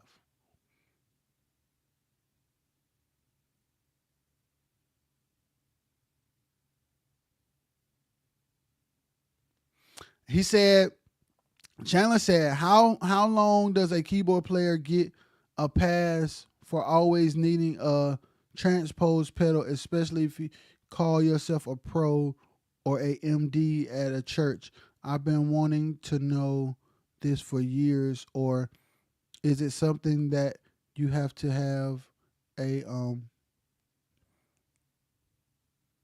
to perfect your talent? Okay, so let's talk about the transpose thing. There's 2 different ways to look at it.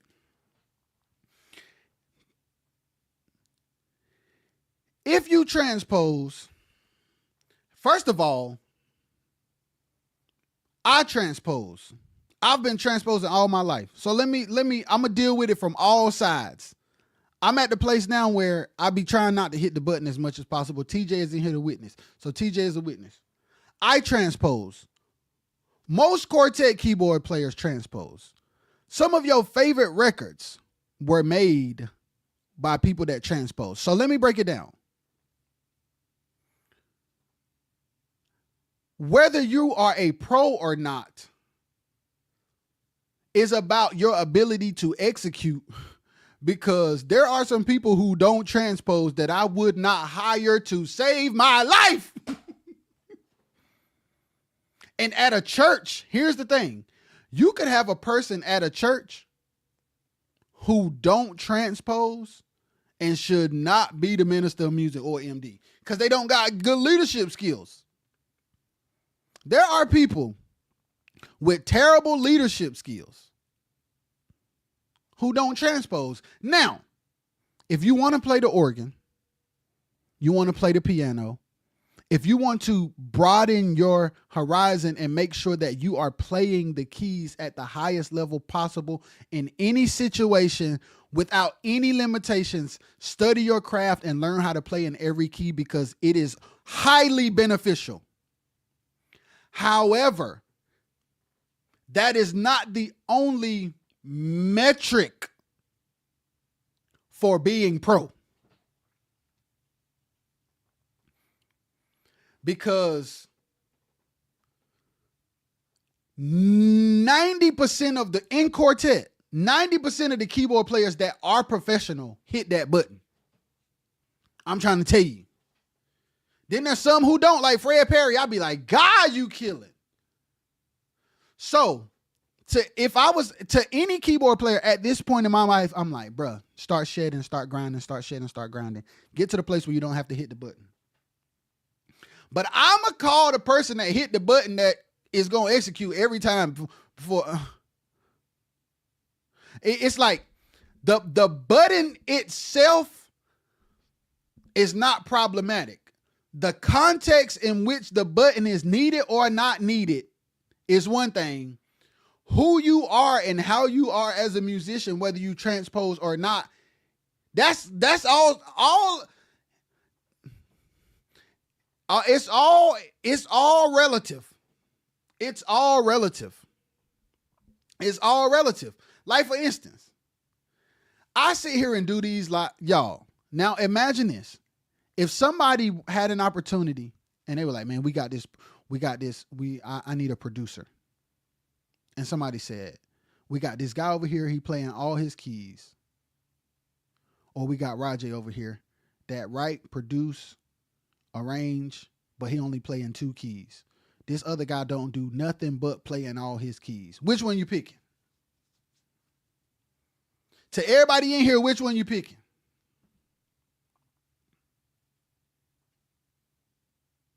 Which one would you pick? Which one is more valuable? I'm going to tell you another thing. You have people like Jason White. Oh my God. You have people like Daniel Witherspoon. Oh my goodness. You have people like Jason White. Oh my goodness. Then you have people like Pharrell, E flat. You have people like Brian Michael Cox, C major. You got people like Zaytoven, C. Oh, that's a whole different conversation. What are you trying to accomplish? Number one. And then if you are under to the person who made this statement, Chandler, if you are under somebody who's a horrible leader and they only play in 1 key, ain't nothing about them pro. So when should you declare that they ain't cutting the mustard? Now.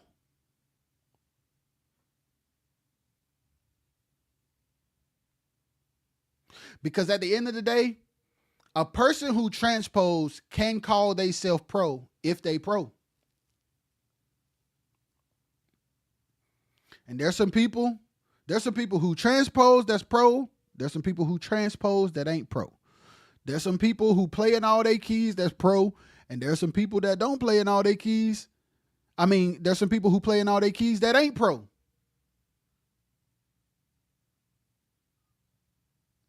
On both sides, there are people you should call and people you shouldn't. On both sides. That's why I say in those situations, especially in quartet, when keyboard players do transpose and guitar players not transposing and people don't know theory, none of that is an excuse to not deliver at a high level. It's not. Because I've been in situations where I'm playing in 1 key. Literally, I'm transposing playing in 1 key. The aux player transposing playing in another key. The organ player, he playing in the regular right keys. You got 2 guitar players, drummer and bass and tracks. And it's smacking. Rocky is one of the most incredible board players on God's green earth. Shout out to Rocky and his son. Hey, yo, I love Upper Room Band anyway, because y'all just like so seasoned, and I've always like looked up to them. But it's like, so to answer your question, bro, yeah. Chandler, I don't even look, and I guess that's because of my experience. If I didn't transpose, if I didn't grow up transposing, I would probably have a different opinion.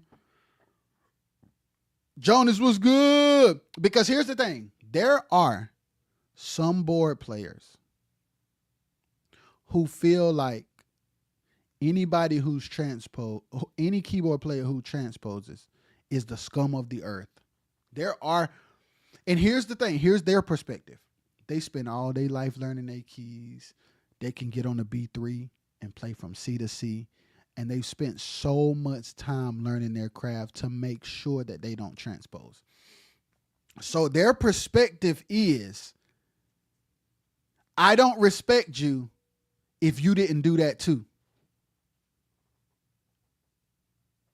When I played for the Clouds, they tuned in E flat, but I didn't tune down. So I just played in. Oh, wow. That's crazy. Hey, Jonas said, I'm still playing and I'm still transposing. Who cares? Follow me up to the box office. And Jonas, I think that's the thing. Like, if you're if you desire to be in situations at a church or on a tour where they like, hey man, we don't transpose over here. Or if you want to be in situations where you shouldn't transpose, don't transpose. Now, if my son decides he wants to be a keyboard player, I'm training him from day one, not transposing. He not going to know what that is. I'm training him from day one, not transposing. I am. I'm like, hey son, your daddy transposed. I've done all right, but you just starting out, so you don't even have to get conditioned to being aware that button exists. Get right. Everybody ain't have a chance to develop before being thrown into the fire. As soon as you show a glimpse of talent, you're immediately, plan services possible. Yep. So yeah, Chandler, that's the vibe. Oh, I will. So the thing is, y'all, we just have to be careful how we communicate with people. Just like I said. So let's go off transposing for a second. Let's go back to the guitar players. There are some guitar players that are extremely pro with very little guitar IQ. Uncle Kevin, what's the guitar player name from Chic? I'm finna show y'all something. What's the guitar player name from Chic, Uncle Kevin? Wow, I'm finna show y'all something.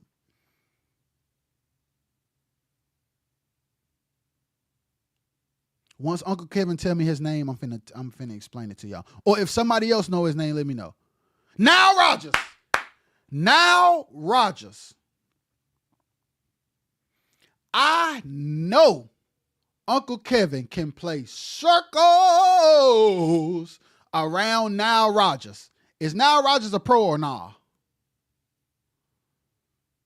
Nile Rodgers is one of the most prolific songwriters and producers who play the same type of licks in every songs and have had multiple successful songs on Billboard and is a millionaire and don't know too much about that guitar.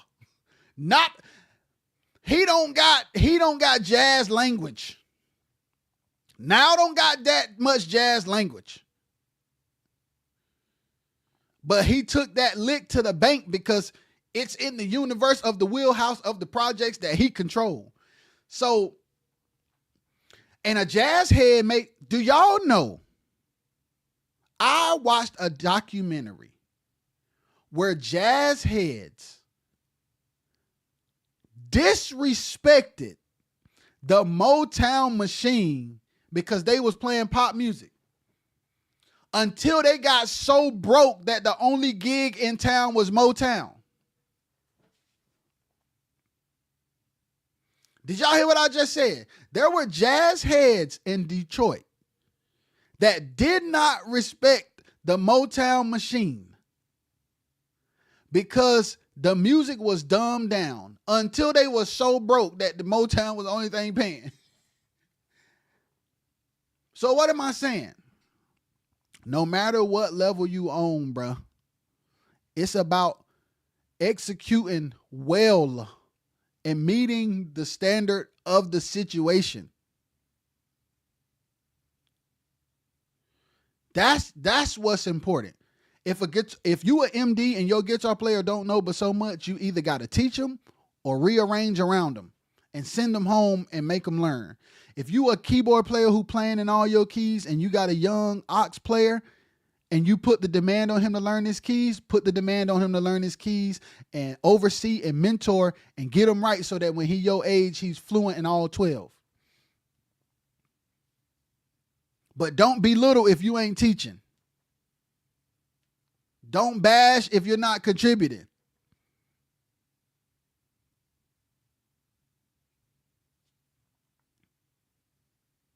So just like me doing this live is an act of service because some people were not put in positions that I was put in, so they weren't privy to hearing the things that I'm saying. I'm only able to say the things that I'm saying because I heard these things said to me. Be integral, play parts, all of these things.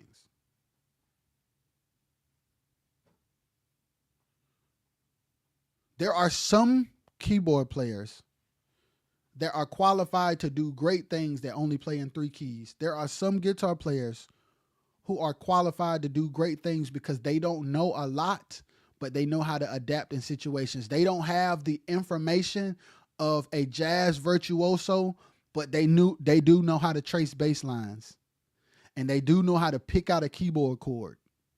They may can't George Benson you, they may can't Spanky Alfred you, but they can play the right licks at the right time in the right place with the right sounding guitar, and they gear always on point.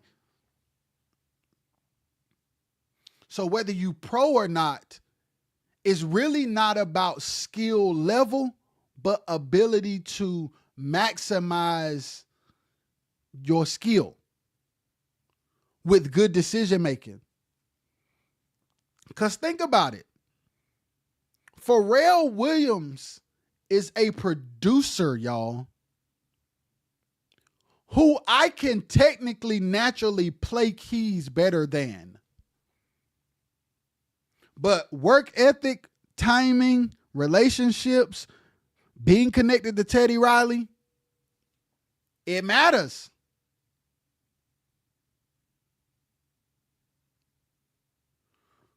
We can't grow together because we're too busy talking about each other.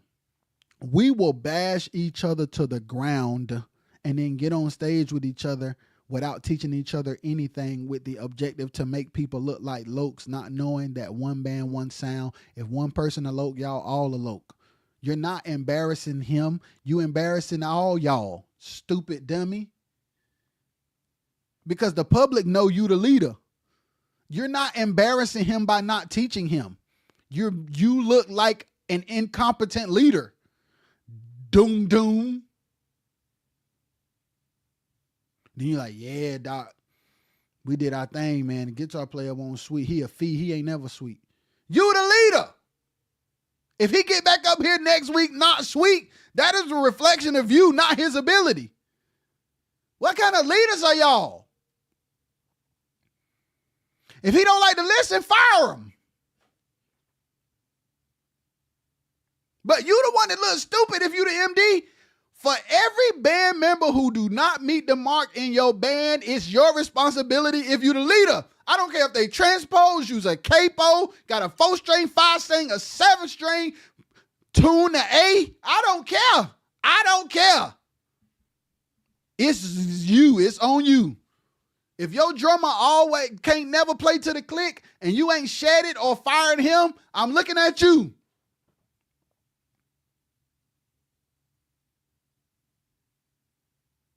If you shedding, but your drummer is dying a terrible death, I don't single you out as a killer. I say, boy, that keyboard player was busy and that drummer was wrong. That whole operation is out of whack.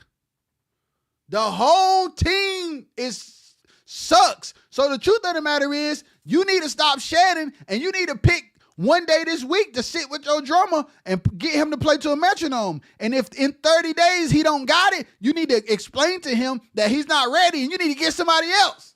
And you need to quit all that shedding. Bruh.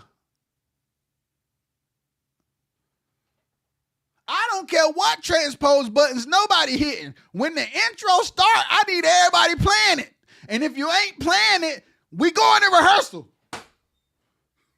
I need to hear it.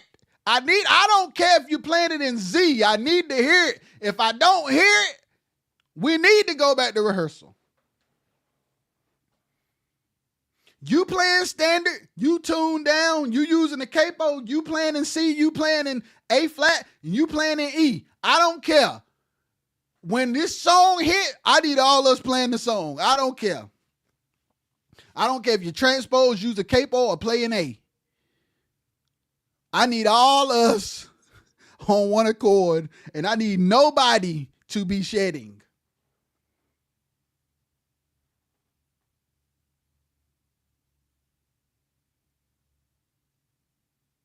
I watch C-Boy playing C and Pete playing C sharp every night.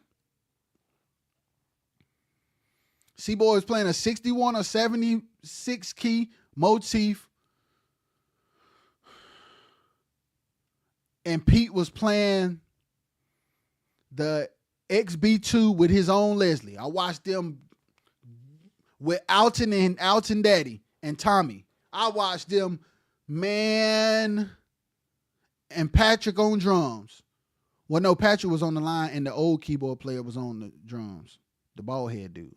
I watched them like, man, they pro, bro. And why did I think they were pro? Because I'm like, they just doing what they got to do, dog. They just playing. It's like they chilling, they vibing. It's like, dang, bro. We get up there, we do what we do. Will in C sharp, I'm in F sharp. People think we the best thing since sliced bread. Chris barely done got sweet tone. Tank always pro, drums singing. But we done spent so much time in rehearsal. Daryl playing the licks he know how to play, shedding on lines. Y'all, this ain't no lie, bro. This ain't no lie. Shout out to Daryl Henley. Daryl will be like, hey, man, work with me on this line. All right, what's the notes again? One note at a time. Play it for me slow. Slow it down a little more. Okay. All right, speed it up. Speed it up a little more. All right, we got it. I worked with Daryl all day. The next day, Daryl playing that outro like a champion, boy. What? I'm in one key, Will in another key. Chris just got a new bass that sound good. Daryl been rehearsing and shedding all night, and Tank just like, I'm ready when y'all are. Y'all ready? Count us off. People think we the best thing since sliced bread. But it's because it's like, what's the line? What's the part? What's the doc? Like, hit that line. I need you to play by yourself. What's the line? Okay, staccato. Please do not do that again. Turn that reverb off. All right, play it again. All right, Tank, don't hit your snare so hard. Hold the sack. Tank, that cymbal too big. Daryl, like, what's the keyboard chord? This the chord.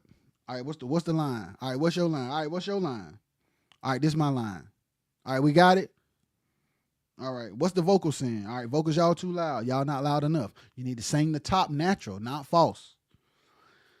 These are all important things, guys. It's all very, very, very, very, very important.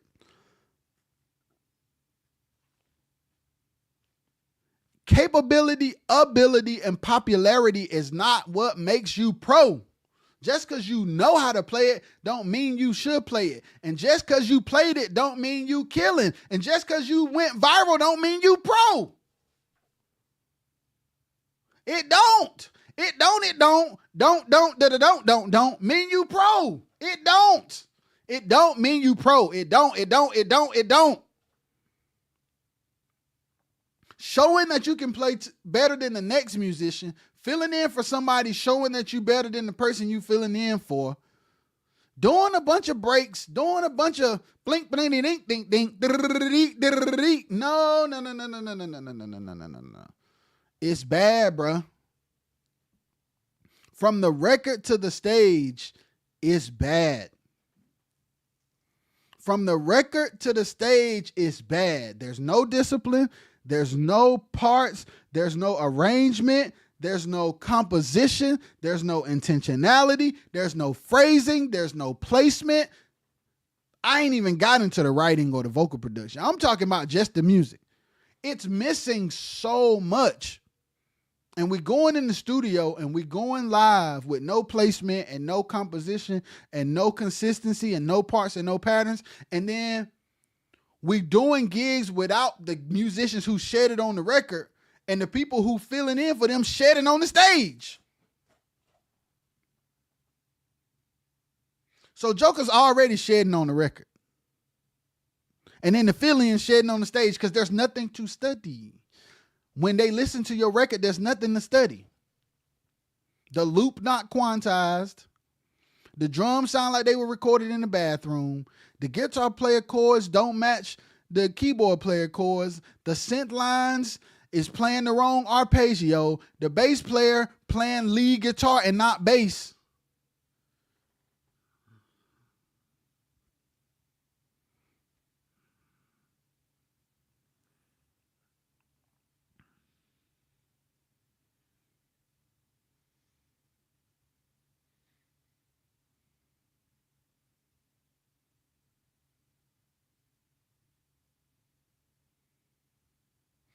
Musicians. That's right, bro. And that's building a team is important. And here's the thing. The most important thing, and here's another thing. The most important thing about building a strong team is person first, gift second. Person first, gift second. They gotta be good people with the right minds. Because when you got good people with the right minds, the skill can be developed. If you got the right people with the right mind, the skill can be developed. But when you got people that walk in that are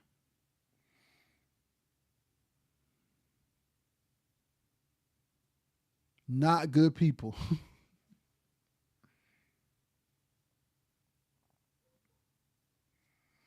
because here's the thing, most people that are extremely talented are extremely arrogant, and they need so much work that they do not have the humility to seek. And when you come from a small town where everybody is above average and you become elite, it's hard for you to get in situations to be told, I know everything you know, but I don't need none of that. And the things I need from you, you're actually not good at. People can't handle hearing that when they've been a big fish in a little pond all their life.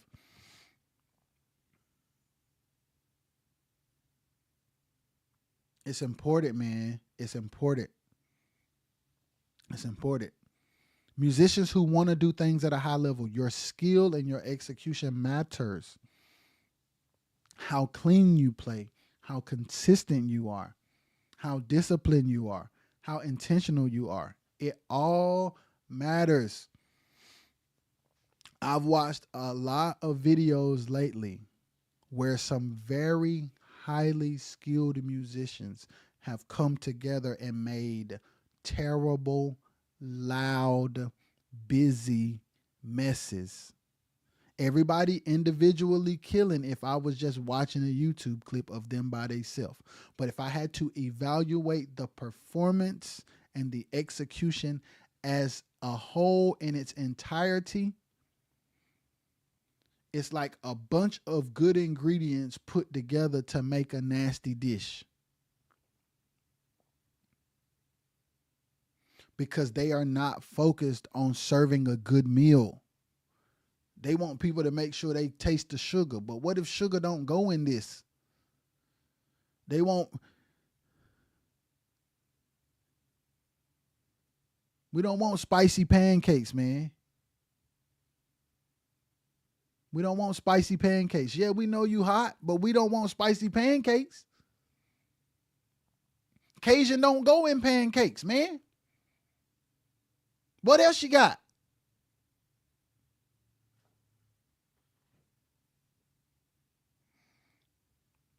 So yeah, Chandler, who is pro and who is not pro? Number one, I've said this before. Technically, you're a professional if you get paid for what you do. That's number one. You got to be able to serve the music as well as the people. Service is the least important to people who don't have. Here's the thing. You have to be secure in order to serve effectively. You have to be secure in order to serve effectively. You have to be secure in order to serve effectively. When you go into a situation and your being thrives off of feedback, you're not performing to impact, you're performing to impress. A lot of musicians play to impress. They don't play to impact. A lot of musicians play to impress. They don't play to impact.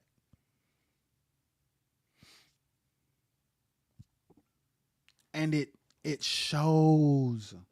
It shows. I watch stuff and be like, dang, they beastie, but that's not necessary at all. I mean, I'm talking about nothing about what you're playing is remotely necessary. Nothing about what you're playing is remotely necessary. You could have played 2 notes right there with the right tone and feel, and it would have took me out. But what you're playing right now is just like, I hear you, but I don't feel you. I hear you, and I acknowledge that you definitely are capable and able. You definitely did not mess that lick up at all, but that lick messed that song up entirely. Uncle Kevin said, hey, I play for the artists, not the musicians. Artists. I'm going to say this. Artists. It's important that you understand what a song is too. Because sometimes artists use musicians' ability as a secret weapon to bust house.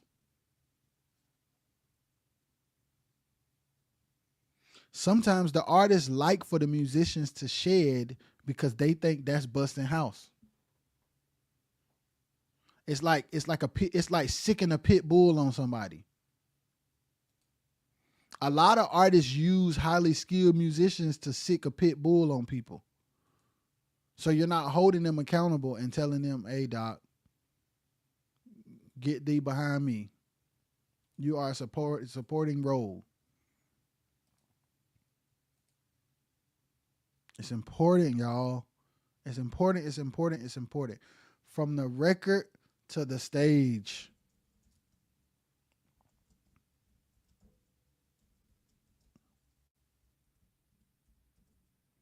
From the record to the stage. And I hold the leaders and MDs and producers accountable for how these things are turning out. MD, if you got a fill-in plan for you and you tell him to come down and he still do what he want, the next time your group come to that city, don't use him again. If you got people that don't respect what you ask of them because they filling in and they can do what they want, don't let them play for you again. Got the musicians covering up for them bad vocals. That happens. That happens. That happens. Vocals are important. Like, how tight are the vocals? What are the lyrics of the song? That's a whole nother thing. Shadrach, Meshach, and Abednego dying and going to heaven cannot, Jesus, Holy Ghost power cannot be the subject matter of every single group. There is no diversity in the messaging at all. There is no versatility in the delivery at all. And then when there are groups who want to be different and have different sounds and different messages, we bash them like it ain't quartet. Good God, y'all. Good God.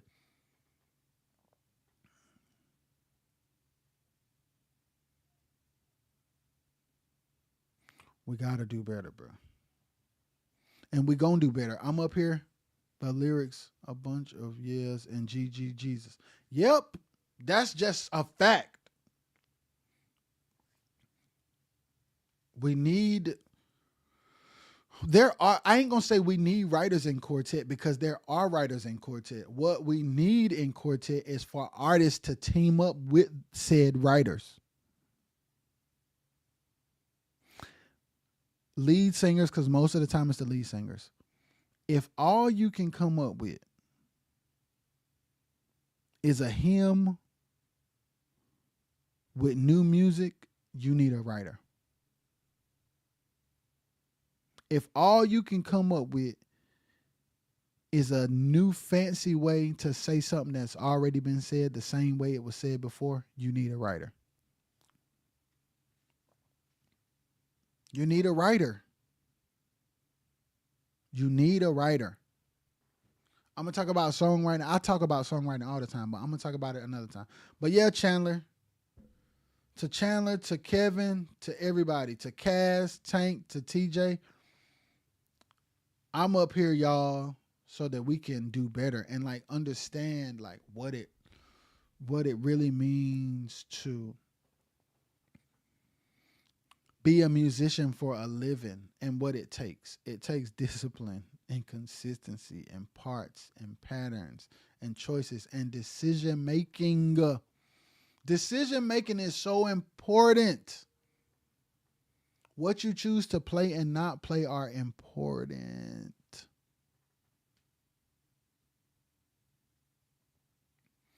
But I'm finna get out of here, y'all. Peace.